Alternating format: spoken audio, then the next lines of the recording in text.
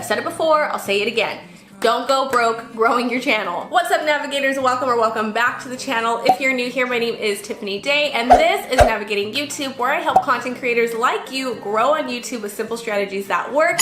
And today we are getting real. We are talking about being on a broke budget like a lot of us YouTubers are, and we're just diving into how to start a channel while you're broke. All right, guys, so the first thing we're gonna talk about is your filming equipment. When you don't have a lot of money to go out there and drop thousands of dollars on cameras and lenses and everything else to make your YouTube videos, you definitely need to make sure that you are using what you have, which a lot of us have one of these. I actually did an entire video on how to get the best filming quality with just your cell phone, so if you need to watch that, I'll have it linked up in the cards above. But the worst thing you can do is drop tons of money on fancy film equipment and then realize that YouTube's not for you. So your cell phone is just a great place to start. And as a little hint, a lot of big YouTubers started that way, so don't feel bad about it. Now, if you do have a little bit of a bigger budget, say you're not particularly broke and you're not trying to start with $0, you have a couple of $100 and you know that this is 1000% what you want to do with your life, you can go ahead and look at secondhand stores or things like Facebook Marketplace, Mercari, Poshmark, eBay, anything that's like a reseller,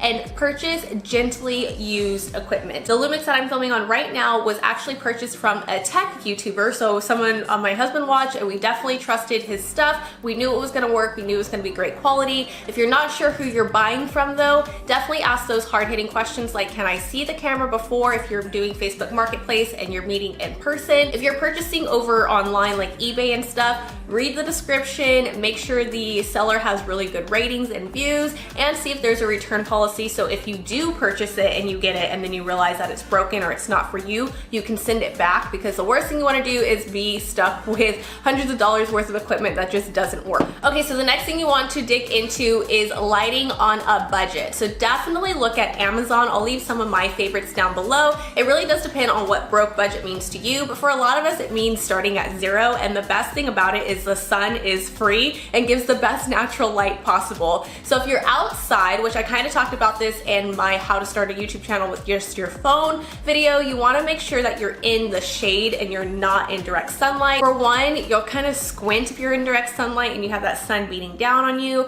Also, it makes for really harsh shadows. So if like you're wearing a hat or you're just outside and you have your phone, the phone will be like on your face, and it's not cute, you guys. If you're filming indoors, you're gonna want to make sure you're in a room or in an area of the house or the building or wherever you're at that gets a good amount of natural light that gets distributed evenly, and make sure that you are filming with the camera or the phone with the window behind you or wherever the light is at behind you, not to where you are behind the window. The reason why is because if, say, I'm filming here but my son is like behind me right here, it's gonna be a ton of backlighting and it's gonna be shadowed out and you can't really see. All right, so if the sun is not around, so you're filming at night or you're just filming in an area that doesn't have a lot of natural light coming through, you're gonna have to get a little creative when it comes to your lighting, but it's not impossible. So you can use the lighting in your house. So if you have lamps or if you have like any overhead lights on your ceilings, that's definitely a good area to start. Just try to turn on as many lights as you possibly can that's in that room, give you a nice evenness, or you can create some type of ambiance if you want like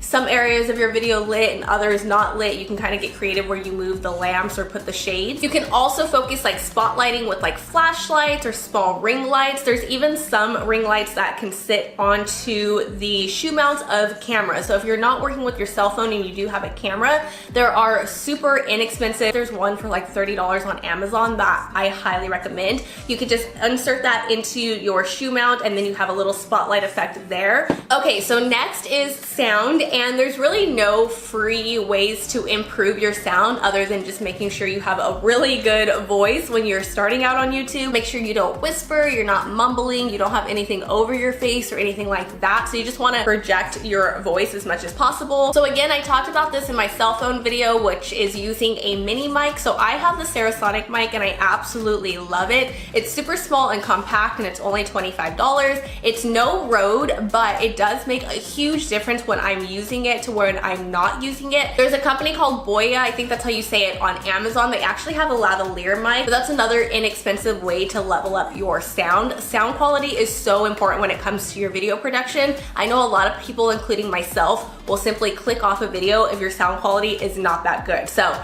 if you have to invest into anything and you have a couple of dollars to spend, definitely invest into sound quality equipment first. All right, so if you live in an echoey house like I do, which I think I've kind of limited the amount of echo, but I know I still have echoes in this video, something you can do is placing like rugs or towels on the floor underneath your camera tripod or wherever you're filming at. If you're doing any type of voiceovers, I've heard from friends they will pack pillows around themselves, and I use my phone to do voiceovers. So basically I'll just sit on the bed and then I pack pillows around me and I do voiceovers that way. Again, it's a sound dampening feature so it doesn't echo off when you're doing those voiceovers. So that's another trick you can do for free. And then another pretty inexpensive way is getting sound dampening foam. Amazon actually has a 6-pack for $9, which is great. Okay, so let's talk editing. Editing software can be so expensive, you guys. There are free versions to edit your videos. I highly recommend those for as long as you possibly can. I know a lot of people don't like to do it because it has like a little watermark on there, which if your audience is looking at your watermark, that means your video is not captivating enough and you have a different issue. So when researching some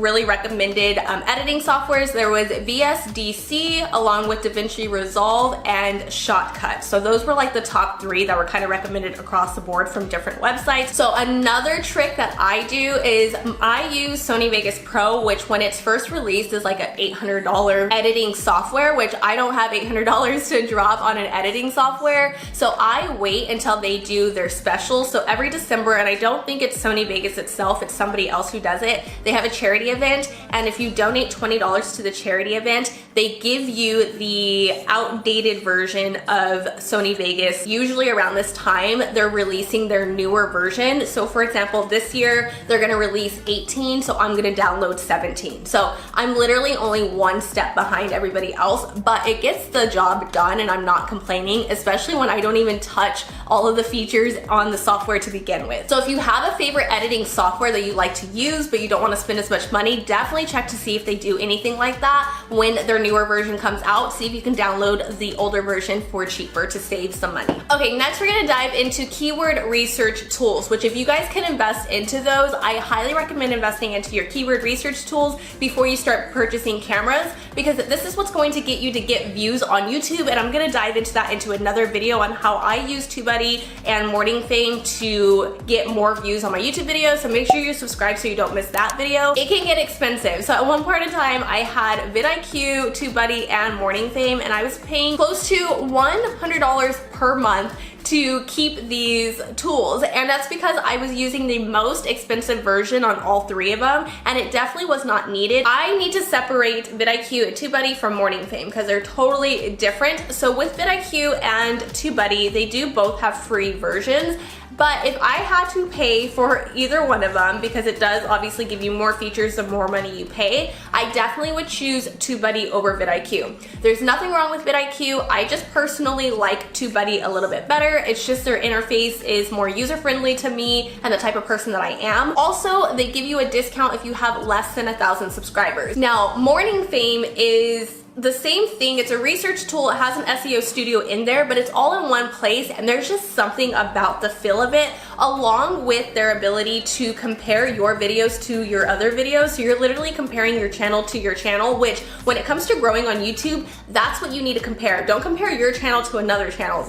It doesn't work. You need to compare your channel to your channel, and Morning Fame really does a good job of setting that up. They also have an easy to use grading system when it comes to finding keyword research tools that work for you. Unfortunately, Morning Fame does not have a free version. They do have a free trial, so I'll leave TubeBuddy and Morning Fame in the description box below so you can check them both out. All right guys, but those are the most important things when it comes to starting YouTube on a broke budget and what to actually pay for and what to skip out on. Again, all you really need is your cell phone. So to see how to start a YouTube channel with just your cell phone, I will leave that video here for you so you can check that out. And for more strategies on how to grow your YouTube channel, make sure to give this video a thumbs up, hit that red subscribe button and that notification bell turned on so you don't miss any upcoming videos. And let me know in the comments below, what's the #1 thing you struggle with when it comes to growing your YouTube channel? Now get out there, make some content, let's grow together.